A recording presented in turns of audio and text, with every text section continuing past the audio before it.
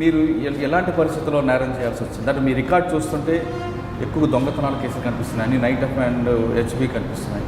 దాదాపు 200 కేసులు మీ మీద ఉన్నాయి. దోస్తానా సార్, ఆవార దోస్తానలా ఇట్లనే వాళ్ళు వీళ్ళ దోస్తానా పడి దొంగతనం చేసిన. ఒక 6 నెలలు దొరకలేదు సార్. నేను 6 నెలలు దొరకలేదు పోలీసు వాళ్ళకు. 6 నెలల తర్వాత పోలీసు వాళ్ళకు దొరికిన తర్వాత ఇక నాతో పాటు ఇంకా 2 ఉండే.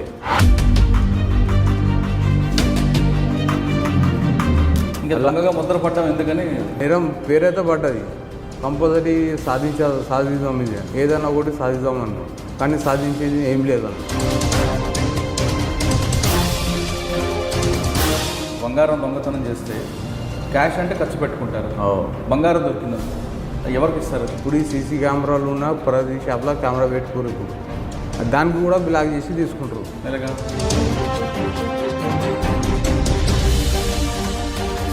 అటు మూసాపేటలో కూడా దొంగతనం ఉన్నాయి. బస్ స్టాండ్లో లేవాడా సార్, నేను తీసుకోపోయి నాకు బైక్ నడపడానికి రాదు, ఆ బైక్ కేసులు పెట్టింది నా మీద. అంటే మీరు చేసిన దొంగతనాలు 200 కేసుల్లో పోలీసులు రేషన్ కేసులు కొన్నా లేదా నిజంగా చేసింది 60-70 కేసులు నిజమయ్యే ఉంటాయి ఇలా. దాని తర్వాత మొత్తం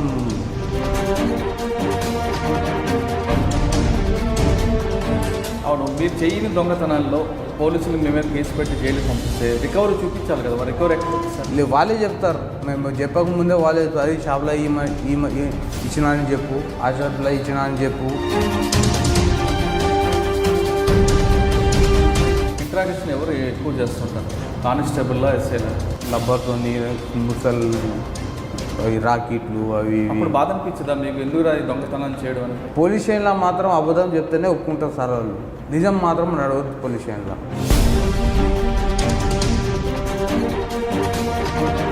మరి 200 దొంగతనం చేసిన కాజా భాష ఎందుకు మారాలనుకున్నాను, ఎందుకు పెళ్లి చేసుకోవాలనుకున్నాను?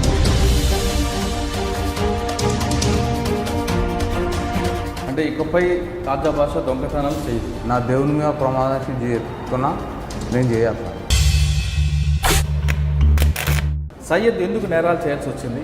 చేసిన నేరాల సంఖ్య ఏ స్థాయిలో ఉంది? అతను ఎందుకు మారాల్సిన విషయాన్ని సయ్యద్ నడి తెలుసుకుంది. 9 नंबर पे घर था, 9 नंबर पे घर था 2014 में. वहाँ पे रहता हूँ, वहाँ पे दोस्ताना था, थोड़ा सही नहीं था दोस्ताना. उनके साथ चोरियाँ, छोटे मोटे केसेस. वहाँ से चंद्रान गुट्टे पे ड्रिंक करके था मैं थोड़ा सा, और एक केस हो गया. वो केस के बाद जेल को आया चंचलगुड़ा में. तुम्हारा भैया? हमारा भाई अबूद बिन हाजी, जिसके ऊपर करीब 92 केसेस है.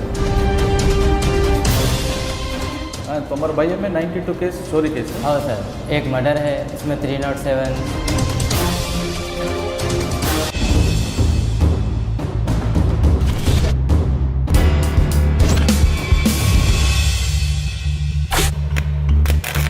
Welcome to crime confession. పుట్టిన ప్రతి వ్యక్తి మంచివాడు కాదు, అలాని చెడ్డవాడు కూడా కాదు.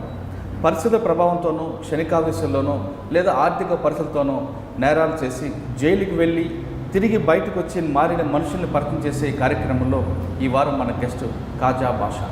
కాజా భాష ఎలాంటి పరిస్థితుల్లో నేరం చేశారు, నేరం చేసిన తర్వాత జైలుకి వెళ్ళి అతనిలో ఎలాంటి మార్పు వచ్చింది, మార్పు బయటకు వచ్చిన తర్వాత అతని జీవితం, కొత్త జీవితం ఏ విధంగా కొనసాగుతున్న విషయాన్ని భాష నడి తెలుసుకుందాం. భాష గారు నమస్తే. నమస్తే. కాజా భాష గారు సార్, మీరు ఎలాంటి పరిస్థితుల్లో నేరం చేయాల్సి వచ్చింది? అంటే మీ రికార్డ్ చూస్తుంటే ఎక్కువ దొంగతనాల కేసులు కనిపిస్తున్నాయి, అన్ని నైట్ ఆఫ్ అండ్ హెచ్బి కనిపిస్తున్నాయి. దాదాపు 200 కేసులు మీ మీద ఉన్నాయి. 200 కేసులు చేసిన భాష జైలుకి వెళ్ళిన తర్వాత ఎందుకు మారారు?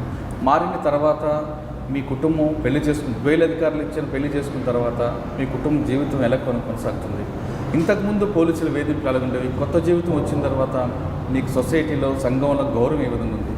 ఈ ప్రశ్నకు సమాధానం చెప్పే ముందు ఒకసారి కాజా భాష పుట్టుపూర్వత్వాలు, సొంతూరు, కుటుంబం కొంచెం. నా సొంత ఊరు సాస్పేట సార్, సంగారెడ్డి డిస్ట్రిక్ట్.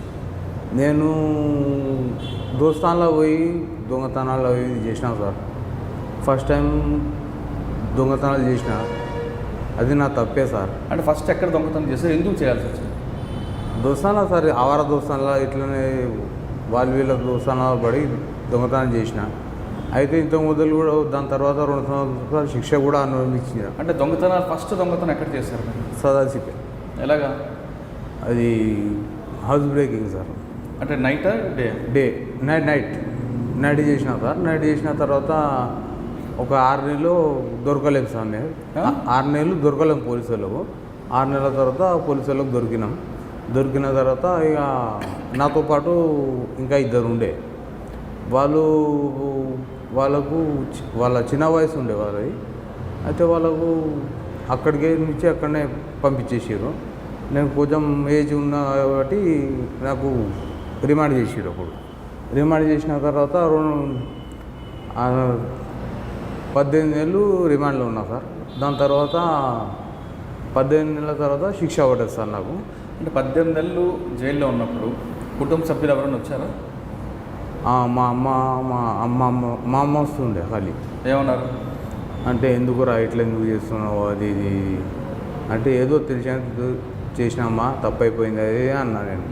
అయితే మొట్టమొదటిసారి దొంగతనం చేస్తున్నప్పుడు ఆ ఇల్లు వెతుక్కొని వెళ్ళారా లేదా ముందు ప్లాన్ చేసుకుంటూ వెళ్ళిపోయారా? లేదు సార్, వెతుకుంటా కాదు, ఇట్లా రోడ్లో వెంబడి పోతే తాళాలు కనపడితే పలగొట్టాలి. ఆ ఇంట్లో దొరుకుతుంది లేకపోతే దొరకది. ఇంట్లోకి వెళ్ళిన తర్వాత బెడ్రూమ్లోకి వెళ్తారా లేదా కిచెన్లోకి వెళ్తుంటారా? ముందు బెడ్రూమ్లోకి పోతాం సార్. బెడ్రూమ్లో పోయి చూస్తాం, ఏం లేవు అనుకో అక్కడ కిచెన్లో అక్కడ తాళాలు ఉంటాయి, అక్కడక్కడ చూస్తాం. ఏం దొరకలేకపోతే వచ్చేస్తాం బయటికి, వేరే ఇంట్లో చూస్తాం సార్. అట్లా జరిగింది. అంటే రోజుకి ఎన్ని ఇళ్ళు టార్గెట్ పెట్టుకుంటారు? రోజు 2-3 చేస్తుంటాయి సార్. ఒక దాంట్లో లేకపోతే ఒక దాంట్లో దొరుకుతుండే. ఏదైనా బంగారం అయినా ఏదైనా ఎవరితో నాకు తెచ్చి బంగారం దొరికితే గిరి పెట్టాలి, ఆడ గిరి పెట్టాలి, ఈడి గిరి పెట్టాలి.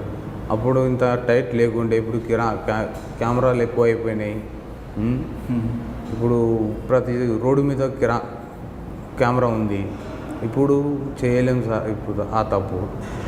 దాని తర్వాత మళ్ళీ ఇంకోటి ఏమైందంటే అప్పుడు అంత టైట్ పోలీసు కూడా లేకుండే. అప్పుడు ఏదో ఎప్పుడో ఒకసారి పెట్రోలింగ్కి వస్తుండే పోతుండే. నేను లేదు అంటే కూడా 25 సంవత్సరాల నుంచి దొంగతనాలు చేస్తారు. అంటే దొంగతనం అన్ని కేసులు చేసినా సార్. కాకపోతే ఏంటంటే ఇప్పుడు నేను అప్పుడు 2 సంవత్సరాలు జైలు శిక్ష అనుభవించిన తర్వాత వచ్చేసిన బయటికి వచ్చిన తర్వాత మంచిగా బతుకుదాం, ఎందుకు మళ్ళా కేసులు అని నేను చక్కగా ఇంటికి పోయి ఇంట్లోనే ఉన్నా సార్. ఒక 15 రోజులు ఇట్లా ఇంట్లోనే ఉన్నా. అయితే ఇక ఏదైనా పని కావాలని ఇక నేను హైదరాబాద్ వచ్చేసిన. హైదరాబాద్ వచ్చి ఎర్రగడ్డలో ఉన్నా సార్. ఎర్రగడ్డలో ఉండి లేబర్ పని చేసిన సార్. లేబర్ పని చేసి మన అన్న రోడ్డు మీదనే పండుకోవాలి, డిసెంబర్లో దాంట్లో ఇట్లా పండుకోవాలి. ఇట్లా పండుకుంటుంటే వారంకి ఒకసారి ఇంటికి పోవాలి, కొన్ని పైసలు ఇవ్వాలి, తాగాలి, తినాలి, అంతే. అట్లా అయితే మళ్ళా ఒకసారి నేను ఇంట్లోనే ఉన్నా, పోలీసు వాళ్ళు పట్టుకుపోయి ఇక నువ్వు ఏడ ఉంటున్నావు, ఏం చేస్తున్నావు అవి మొత్తం వివరాలు అడిగినావు. అడిగితే ఫలానా జాగ్రత్త పని చేస్తున్నా అంటే పబ్లిక్ అంటే పోలీసు వాళ్ళకు చూస్తే భయపడతారు పబ్లిక్. మాకు తెలియదు అని వాళ్ళు చెప్పగానే తీసుకుపోయి ధనాదాన్ని ఇంట్రాగేషన్ చేసారు. నాకు ఇంట్రాగేషన్ చేసిన తర్వాత ఇక లేని కొన్ని కేసులలో పెట్టి జైలుకి పంపించేస్తారు నాకు. ఒక్కసారి అంటే ఏమో తప్పు ఎవరితోనే అవుతుంది, మాతోనే కూడా అవుతుంది, వాళ్ళతో కూడా అవుతుంది. చేసిన తర్వాత ఇప్పుడు నేను అప్పుడు కూడా 1 సంవత్సరం జైల్లో ఉన్నా సార్. మళ్ళీ అప్పుడు ఎవరు రాలేరు, మా వాళ్ళు రాలేరు. అప్పుడు వీడు చేస్తూనే ఉంటాడు, పోతూనే ఉంటాడు, వస్తూనే ఉంటాడు అని రాలేదు. రాకపోతే ఇక నేను కూడా లైట్ తీసుకున్నాను సార్. అందరికీ ఇచ్చిపెట్టేసిన నేను కూడా. ఇక నాకు ఎవరు లేరు అనుకుంటుంది, నేను బతుకుతున్నా సార్. దాని తర్వాత ఇక మళ్ళా ఇక కొన్ని దొంగతనాలు నేను కూడా చేసిన సార్. తప్పులు నేను కూడా చేసిన. వీళ్ళు చెయ్యకుండా పంపిస్తారు, చేసినా పంపిస్తారు వీళ్ళు. ఇంకా దొంగగా ముద్ర పడ్డాం ఎందుకని ఇక నేరం పేరైతే పడ్డది. కంపల్సరీ సాధిద్దాం, ఇది ఏదైనా ఒకటి సాధిద్దాం అన్నారు. కానీ సాధించేది ఏం లేదు అలా. ఖాళీ చెడ్డ పేరు తప్ప వేరేది ఏం లేదు సార్. మీరు దాదాపు 25 సంవత్సరాల దొంగతనం చేస్తానని చెప్పారు. రాత్రులు ఏ టైంలో ఎక్కువ దొంగతనం చేస్తారు? నైటు 1 గంట నుంచి 3 వరకు సార్. ఎందుకు ఆ టైమే ఎందుకు? ఆ టైము నిద్రలో ఉంటారు, తాగి ఉంటారు అక్కడ అట్లా.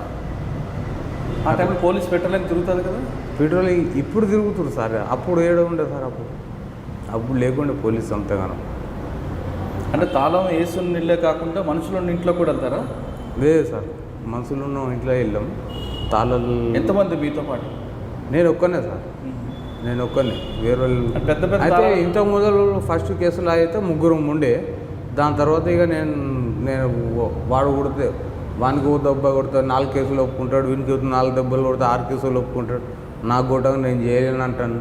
అట్లా అవుతుందని నేను సింగిల్ అయిపోయినా సార్. నేను అప్పటికి చేస్తే సింగిల్గా చేయాలి, లేకపోతే చేయొద్దు అసలు అని నేను సింగిల్ అయిపోయినా సార్. అప్పటి నుంచి సింగిల్నే చేస్తాను సార్ నేను. రెండోసారి జైలుకి వెళ్ళారు. జైల్లో ఉన్న పరిస్థితి ఎలాగుంటుంది అప్పటి జైల్లో? అప్పుడు ఏం సార్, దొడ్డు బియ్యం ఉండే, అదే పప్పు, రాళ్ళు గీలు అవి ఇవి ఇట్లా ఉంటుండే. పోలీసులు కూడా 7 గంటల ఆడికి ములాఖాత్కి వస్తే కూడా తక్కువే అది ఉండే అప్పుడు. కానీ సార్ వచ్చిన తర్వాత, వికే సింగ్ సార్ వచ్చిన తర్వాత ఫుల్ చాలా మారిపోయింది సార్.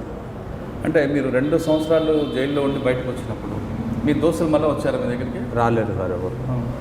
ఇది చేసిన దొంగతనం చేసిన సొత్తు అక్కడ ఎవరికి ఇస్తారు సార్? బంగారం దొంగతనం చేస్తే క్యాష్ అంటే ఖర్చు పెట్టుకుంటారు. బంగారం దొరికిందనుకో ఎవరికి ఇస్తారు? అది హౌస్లో గిరి పెట్టేస్తాం సార్. ఏడంటే ఆడ అడ్డీకి పోతారు. రూపాయి వస్తే చాలా సుఖం వేస్తాం సార్. ఎవరు? మేము. అట్లా అంటే మళ్ళీ గోల్డ్ షాప్కి చూపెట్టేసారు. ఈ షాప్లో ఇచ్చేస్తారు సార్, ఈ షాప్లో ఇంత ఇచ్చినా సార్, ఈ షాప్లో తీసుకున్నాం అంటే తీసుకున్నాం అన్నట్టు ఇచ్చేసారు వాళ్ళు కూడా. ఇప్పుడు కొంతమంది షాపులకు ఇవ్వకుండా కూడా చెప్తుంటారు, వాస్తవం అనేది సార్. ఆ షాపుకి ఇవ్వకుండా, షాప్కి ఇవ్వకుండా మాత్రం చెప్పడం తప్పదు. చెప్తుంటారా ఎవరైనా? అట్లా చెప్పారు. ఏదో కొంచెం ఉంటుంది అందులో, ఇస్తారు, కొంత ఇస్తారు కానీ ఎక్కువ చెప్తారు వాళ్ళు. కాకపోతే ఏంటంటే అది వాళ్ళు మేము తీసుకోలేమంటారు వాళ్ళు సాక్షిగా. ఏం ప్రూఫ్ ఉంది? ఇప్పుడు ఈ సీసీ కెమెరాలు ఉన్న ప్రతి షాప్లో కెమెరా పెట్టుకోరు. ఇప్పుడు దానికి కూడా బ్లాక్ చేసి తీసుకుంటారు. ఎలాగా? కెమెరా బ్లాక్ చేస్తారు, తీసుకుంటారు. లేకపోతే జగల ఆడికిరా ఇడికిరా అని తీసుకుంటారు ఇప్పుడు కూడా. అది సీసీ కెమెరాలు ఉన్న బంగారు షాపులు తీసుకుంటున్నారు. ఈడ తీసుకుంటారు. వద్దురా, కెమెరా ఉంది, చాలు ఉంది, వద్దు, ఆడికిరా, ఫలానా జగలరా, అట్లా అని తీసుకుంటారు ఇప్పుడు కూడా. సరే, మీరు చేసిన 25 దొంగతనాల్లో ఎక్కువ బంగారం దొరికింది, ఎక్కువ డబ్బు దొరికింది ఇల్లు ఎక్కడ? ఎక్కువ అంటే అంత దొరకలేదు సార్ నాకు. 2 లక్షలు 3 లక్షలు 20 తులాల బంగారం మూసాపేటలో దొరికింది. ఎక్కడ? మూసాపేట. కుకట్పల్లి మూసాపేట. సార్, అంటే మూసాపేటలో కూడా దొంగతనం ఉన్నాయి? మూసాపేటలో ఉంది, కుకట్పల్లిలో ఉంది, మళ్ళా మూసాపేట, కుకట్పల్లి, పటచూరులో అయితే అన్యాయంగా కేసు పట్టుకు బస్ స్టాండ్లో లేవాడా సార్. నేను తీసుకోపోయి నాకు బైక్ నడపడానికి రాదు, ఆ బైక్ కేసులు పెట్టిండు నా మీద. మేజిస్ట్రేట్ సార్కి కూడా చెప్పిన, సార్ నాకు బైక్ పట్టుకోనికే రాదు, నాకు నడిపేనికే రాదు, నేను బైక్ ఎట్లా దొంగతనం చేస్తా సార్ అని చెప్పి. అంటే ఏమన్నారు? అంటే ఆయన అంటుండ్రు కదా అంటే, లేదు సార్ ఈయన తీసుకున్నా అని ఆయన పోలీసు వాళ్ళు. ఎవరు అప్పుడు సార్? అప్పుడు ఎవరు ఇన్స్పెక్టర్ ఎవరు? ఏమో సార్, అంత ఐడియా లేదు నాకు. అంటే మీరు చేసిన దొంగతనాలు 200 కేసుల్లో పోలీసులు వేసిన కేసులు కొన్నా లేదా నిజంగా చేసిన సార్? 200 దొంగతనాలు చేశారు. 200 దొంగతనాల్లో నిజమైనవి నిజమైనవి అందులో 60-70 ఉంటాయి సార్. 60-70 కేసులు నిజమైనవి ఉంటాయి అందులో. దాని తర్వాత మొత్తం ఇది ఉన్నాయి సార్. అవును, మీరు చేయని దొంగతనాల్లో పోలీసులు మీ మీద కేసు పెట్టి జైలుకి పంపిస్తే రికవరీ చూపించాలి కదా, మరి రికవరీ ఎక్కడ చూపిస్తారు? ఏం చేస్తాం సార్, పాత వాళ్ళకు ఏదైతే పాత షాపులు ఉంటాయో అప్పుడు కెమెరాలు లేకుండే సార్, ఈ షాప్లో ఇచ్చినంటే ఈడ తీసుకోవాలా, ఈ షాప్ వాళ్ళే చెప్తారు. మేము చెప్పకముందే వాళ్ళే చెప్తారు, ఈ షాప్లో ఇచ్చినా అని చెప్పు, ఆ షాప్లో ఇచ్చినా అని చెప్పు అని వాళ్ళే చెప్తారు సార్ మాకు. ఇప్పుడు ఒకవేళ మేము హౌస్ బ్రేక్ చేసినాం చేయలేం ఈ ఇల్లు గుర్తుకు లేదా అంటే ఇట్లా ఇషారా చూపిస్తారు సార్, వాళ్ళే చూపిస్తారు మాకు. ఒకవేళ మేము చేయలేం బస్ సార్ ఈ ఇట్లా చేయలేను నేను అని కూడా చెప్తే తాగిన నిషాలం ఉండొచ్చు మర్చిపోయినావేమో ఇళ్ళని చేసినావు అంటారు. సాధారణంగా రాత్రి దొంగతనం చేసిన మీరు ఉదయం లేచి ఆ ఇల్లు ఎలా గుర్తుపడుకుంటారు? అంత పర్టికులర్గా పోలీసులు గుర్తుపడతారు. ఎలాగా? ఇప్పుడు చేసినది ఇప్పుడు ఏడాది చేసినా ఇప్పుడు కూడా గుర్తుంది సార్. ఇన్ని కేసులు చేసినా నేను ఏ కేసులో ఎక్కడ ఏం ప్రాపర్టీ తీసినా మొత్తం నేను ఆ ఇంట్లో వస్తుందో సహా చెప్తాను. అది సార్. దాని తర్వాత వీకేషన్ సార్ వచ్చిన తర్వాత ఇప్పుడు దొంగతనాలు అయిన తర్వాత ఎక్కడ చెక్కు దొరకని ఇంట్లో దొరుకుతుంటే ఏమి దొరకని ఇల్లు కూడా ఉన్నాయి. అవి ఏం దొరకకుండా కూడా ఇల్లు ఉన్నాయి అందులో. కానీ కంప్లైంట్ ఇచ్చేటప్పుడు కూడా వాళ్ళ ఇంట్లో ఏం దొరకకపోతే కూడా మా తులాలు పోయినాయి, మా 10 తులాలు పోయినాయి, మా అవి పోయినాయి ఇవి పోయినాయి ఇట్లా కూడా కేసులు పెట్టారు వాళ్ళు. దాంట్లో ఏమి అరే వాడు చెప్తుండు కదా అని ఇంట్రాగేషన్ ఎక్కువ చేస్తుండే మాకు. ఇంకా ఇంట్రాగేషన్ ఇంకా చెప్తుండే చేస్తే సార్ ఇది దొరకలేదు సార్, ఇది దొరికింది, ఈ వస్తువు దొరికింది అని మేము చెప్తే కూడా నమ్మకం ఉండేవాళ్ళు. ఇంట్రాగేషన్ ఎవరు ఎక్కువ చేస్తుంటారు? కానిస్టేబుల్లా, ఎస్ఐలా? ఎస్ఐ చెప్తే కిరాయిలో ఎక్కువ చేస్తారు సార్. అంటే ఏ విధంగా చేస్తారు? అంటే ఎక్కువ సార్ 3rd డిగ్రీ చేస్తారా? 3rd డిగ్రీ ఏం అంత ఇది చేయరు సార్. ఖాళీ లబ్బర్తో ముసల్ రాకెట్లు అవి. అప్పుడు బాధ అనిపించదా మీకు? ఎందుకు దొంగతనం చేయడం అని బాధ అనిపిస్తుంది సార్. ఏం చేయాలి అర్థమైతే. ఇక్కడ నిజం చెప్తే కూడా ఒప్పుకోరు, అబద్ధం చెప్తే కూడా ఒప్పుకోరు వాళ్ళు. పోలీస్ స్టేషన్లో మాత్రం అబద్ధం చెప్తేనే ఒప్పుకుంటారు సార్ వాళ్ళు. నిజం మాత్రం నడవద్దు పోలీస్ స్టేషన్లో. నిజం సార్ ఇది జరిగింది ఈ విషయం అని చెప్తే కూడా నువ్వు లంగపుకోనిరా ఇది నిజం అంటారు వాళ్ళు.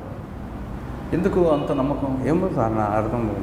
నిజం చెప్తే పోలీసులు నమ్మరు సార్. నేను ఇప్పుడు ఈ నేను సంవత్సరం అయ్యి సార్ పంపులా చేసి ఇక తర్వాత ఇక ఉన్నతి క్లాస్లో పోయిన తర్వాతనే నేను మారిపోయినా సార్. నేను యాక్చువల్గా అయితే నాకు ఉన్నతి క్లాస్లో మొత్తం నేను ఇది అయిపోయినా సెట్ అయిపోయినా.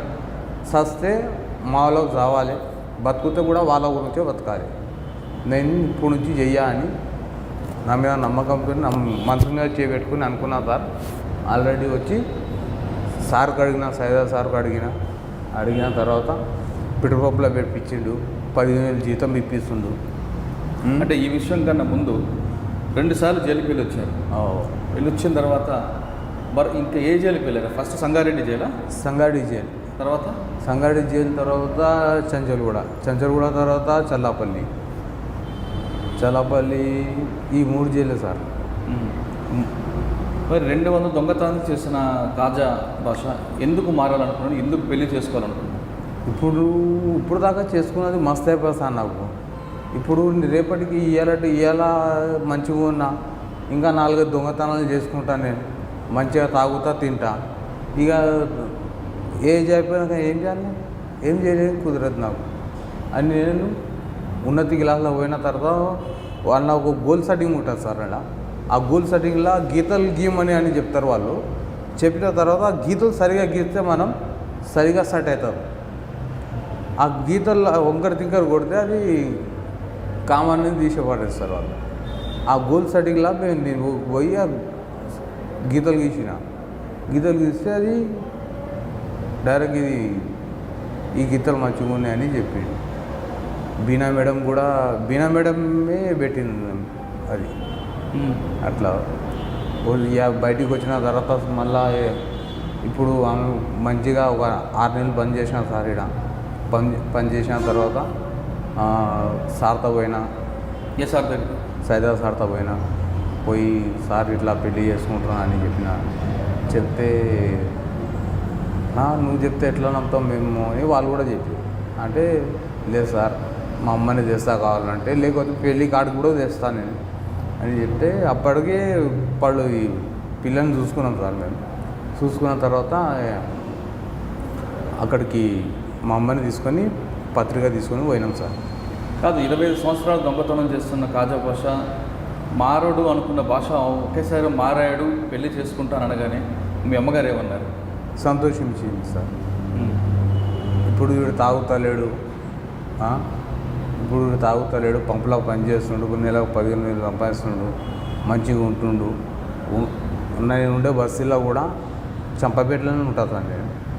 నా ఉండే బస్సులో కూడా ఏదో తాగుతా అంటే అంత ఎక్కువ కూడా తాగా సార్. ఏదో ఒక శిష కళ్ళు తాగి పోయి చక్కగా, అది నిద్ర గురించి తాగాలని నాకు షోక్ లేదు సార్. అది మానేసినది, షోకులు గీకులు అన్నీ మానేసిన. ఒక శిష కళ్ళు తాగిపోయి వాడు మస్తులో వండుకుంటా సార్. ఇట్లా ఇప్పుడు దొంగతనం చేసేటప్పుడు భయం ఉంటుంది. ఇప్పుడు నాకు ఆ భయమే లేదు. నేను చేస్తానే లేదు, నాకు భయమే లేదు. నైట్లో పొద్దున పూట 6 గంటలకు పోతా, 6 గంటలకు పోయి ఏం పని నాకు గాలి నింపుకుంటా వస్తా, 2 గంటలకు డ్యూటీ దిగుతా, చక్కగా ఇంటికి వచ్చేస్తాను. పెళ్లి చేసుకుంటా ఉంటే జైలధికారులు మీకు సహకరించారా? అవును సార్. ఎంత వీళ్ళందరూ అందరి దగ్గర పోయినా సార్, వాళ్ళు కూడా ఒక పిటిషన్ ఇచ్చిన, ఆల్రెడీ కార్డు కూడా ఇచ్చిన. ఇస్తే అప్పుడు సంతకాలు పెట్టి 50,000 లోన్ ఇప్పించారు. నాకు లోన్ ఇచ్చారు 50,000. కొన్ని మా అమ్మ అక్కడక్కడ అప్పు చేసి అవి 1,50,000 ఏమో అప్పు చేసింది సార్. చేసి సొంత ఇల్లు కూడా లేదు సార్, కిరాయి ఇల్లు మాది. నాకు 3 చెల్లెలు ఉన్నారు. వాళ్ళ గోల్డ్ గీళ్ళు అవి కొంచెం గిరి పెట్టి అక్కడిక్కడ గిరి పెట్టి పిల్లనిచ్చి ఇక పెళ్లి చేసారు సార్. ఆ అమ్మాయికి తెలుసా మీరు దొంగని సార్? గతంలో మీరు దొంగతనం చేశారని ఆమెకు తెలుసా? అంటే తెలుసు, కాకపోతే మారిపోయిందని తెలుసు. మళ్ళా ఆ విషయం చెప్పారు ఆమెకి? మా బావ చెల్లెలే సార్ ఆమె. ఓహో, మా బావ చెల్లెలే ఆమె. అయితే ఇప్పుడు మా బావకైతే మొత్తం తెలుసు. అయినా కానీ ఇప్పుడు మారిపోయాడు కదా, మంచిగా ఉన్నాడు కదా అని ఆ ఉద్దేశంతో పెళ్లి చేసేస్తాను. ఇప్పుడు ఎలాగుంది మీ జీవితం? ఇప్పుడు సుఖంగా ఉన్నాం సార్. టైం టు టైం తింటున్నా, టైం టు టైం తాగుతున్నాం పడుతున్నాం సార్. హ్యాపీగా ఉంది సార్ జీవితం. కొన్ని విషయాలు చెప్పండి. దొంగతనాలు ఇకపై జరగకుండా ఉండాలంటే ఆ ఇంటి వాళ్ళు ఎలాంటి జాగ్రత్తలు తీసుకోవాలి సార్? ఇంట్లో దొంగలు పడకుండా ఉండాలంటే ఆ ఇంటి వాళ్ళు ఎలాంటి జాగ్రత్తలు తీసుకోవాలి? వాడి ఏ విధంగా జాగ్రత్త తీసుకున్నా అవి చేస్తూనే ఉంటారు వాళ్ళు. ఇప్పుడైతే ఎవరు చేస్తారో ఇప్పుడు కూడా పోలీసు వాళ్ళు కూడా ఎవరో చేస్తే మాకు వచ్చి అడుగుతారు, మీకు ఎవరైనా తెలుసా, మీకు ఎవరు తెలుసా? మేము ఎవరు పాపం ఎందుకు కట్టుకోవాలి సార్? మేము వీడికే పాపాలు చేసి వీడి దాకా ఉన్నాం. ఇప్పుడు మంచిగా బతుకుదామంటే కూడా బతకనిస్తలేదు సార్ మాకు. అరే ఫలానా మనిషి ఎట్లా ఉన్నాడు, వాడు చేస్తుండా లేదా అని ఇట్లా అడుగుతున్నారు సార్ మాకు. ఇప్పుడు దాకైతే నాతోనే అట్లా కాలేదు. నాతో పాటు వేరే కూడా ఉంటారు కదా సార్, వాళ్ళకు వచ్చి అడుగుతారు అన్నమాట. అంటే ఎలాంటి జాగ్రత్త తీసుకున్నా దొంగతనం జరుగుతాయి అంటారు? కామన్ సార్, అది వాస్తవమే. మీరేం సలహా ఇవ్వలేరు సార్? మీరేం సలహా ఇవ్వలేరు దానికి నేను ఇంట్లో బంగారం పెట్టుకున్నా ఏం చేసినా? ఇంట్లో బంగారం పెట్టిన సెంటర్ లాక్ పెట్టుకుంటే దానికి ఏం కాదు సార్. సెంటర్ అదే చిజోరి అంటారు కదా, అది పెట్టుకుంటే ఏం కాదు సార్. అది దానికి ఎత్తుకోలేరు, తీసుకుపోలేరు. అది ఇప్పుడు మీరు బయటకు వచ్చారు, పెళ్లి చేసుకున్నారు, హ్యాపీగా ఉన్నారు. ఇప్పుడు కొంతమంది ఇంకా దొంగతనాలు చేయడానికి వెళ్తుంటారు. వాళ్ళకి ఏ సంబంధం? వాళ్ళకు అది షోక్ ఉంటుంది సార్. అది ఇప్పుడు డబ్బులు చూసి ఏమవుతుంది, ఒకటేసారి చూడకపోతే పిచ్చి లేచిపోతుంది వాళ్ళకు. అది విషయం సార్. మేము డబ్బు చూసాం, ఈ డబ్బు చాలు మాకు, అయిపోయినది. తాగుడు తినుడు అయిపోయింది. ఇప్పుడు రేపటిది ఆలోచించాలి మనం అనేది మనకు ఉండాలి. అది మన మనసులో ఉండాలి సార్. అంటే ఇకపై కాజా భాష దొంగతనాలు చెయ్యాలి. నా దేవుని మీద ప్రమాదం చెప్తున్నా, నేను చేయాలి సార్.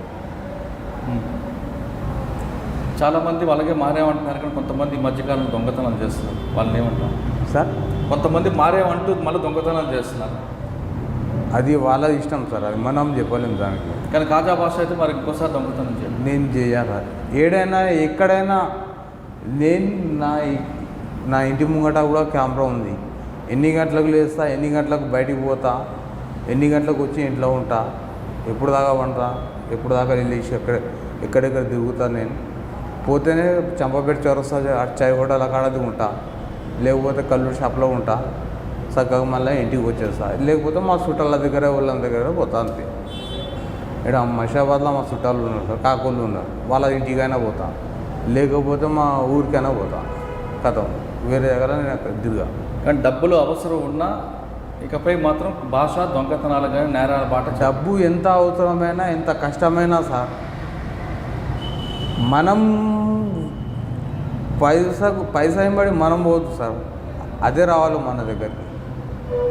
పైసలు 4 పైసలు మనకు వస్తున్నాయంటే ఏ కష్టము ఏ పని చేయమని చేస్తాను. పైసలు నేను సంపాదించేది పెద్ద విషయం కాదు సార్. ఈ 500 పని ఉన్నది, ఇది చేయి అంటే చేసేస్తాను. కానీ కష్టపడి కష్టపడి సంపాదించింది పైకి జరుగుతుంది సార్. అది దొంగ సొమ్ము మనం ఎన్ని తాగలేం, తినలేం, భయం ఉంటుంది. మళ్ళీ ఇంకోటి ఎక్కడి నుంచి ఎవరు వస్తారో, ఎక్కడి నుంచి ఎవరు పట్టుకుంటారో అని భయం ఉంటుంది సార్ మనసులో. అది ఇప్పుడైతే ఎవరికి మీరు మెసేజ్ ఏమి ఇస్తారు సార్? ఇప్పుడున్న కొంతమంది కుర్రాళ్ళు, కొంతమంది పోరగాళ్ళు నేరాలు చేయాలనుకుంటున్నారు కదా, రాత్రులు తిరుగుతున్నారు. చెప్తా సార్, నాకు ఎంత అయితే అంతమంది చెప్తాను నేను. ఇప్పుడు కొంతమంది జైలు నుంచి వస్తారు, పెట్రోల్ పంప్లో పని ఇప్పిస్తారు. అయితే వాళ్ళకు కూడా చెప్పిన, 4-5 చెప్పిన. ఇప్పుడు అరే ఫస్ట్ సారి సార్ వాళ్ళైతే, నేనైతే 20 సంవత్సరాల నుంచి వస్తున్నా జైలు. వాళ్ళైతే ఫస్ట్ సారి వచ్చినప్పుడు ఏమన్నా చూడు తమ్ముడు ఇట్లా కాదు, ఇట్లా మంచిగా బతుకు, చెడ్డ ఈ పేరు పోయి మళ్ళీ పోతే మళ్ళీ మనకు రాదు. ఏదో ఫస్ట్ సారి చేసిన తప్పు అయిందో కాలేదు కానీ అయిపోయిందిగా, ఇచ్చిపెట్టేసే మంచిగా బతుకు, మంచిగా ఉండు, నెలకు 15,000 జీతం ఉన్నది, ఒక 100-200 మీద దొరుకుతాయి చాలు, దీంట్లోనే చాలు సరిపో అంటే. ఇప్పుడు రేట్లోనే సార్ షోకులు ఎక్కువ ఉన్నాయి. ఇప్పుడు ఫోన్ కావాలి, అది కావాలి, బైక్ కావాలి, ఇవి కావాలి, మనకేం అవసరం లేదు సార్. ఎంత కష్టం వచ్చినా నష్టం వచ్చినా మాత్రం నేరాల వైపు భాష పోడు. నేను పోను సార్. చెడు స్నేహం వల్ల నేరాలు పట్టిన భాష జైలు జీవితం అనిపించిన తర్వాత అతనిలో మార్పు వచ్చింది. ఆ మార్పు ఏ స్థాయికి తీసుకొచ్చిందంటే, ఇకపై కష్టం వచ్చినా నష్టం వచ్చినా కష్టపడతాను కానీ డబ్బుల కోసం నేరాల బాట పట్టనంటూ అతను నిర్ణయం తీసుకున్నాడు. ఇదే చాలా గొప్ప విషయం. సయ్యద్ ఎందుకు నేరాలు చేయాల్సి వచ్చింది, చేసిన నేరాల సంఖ్య ఏ స్థాయిలో ఉంది, అతను ఎందుకు మారాల్సిన విషయాన్ని సయ్యద్ నాడు తెలుసుకున్నాం. సయ్యద్ నమస్తే.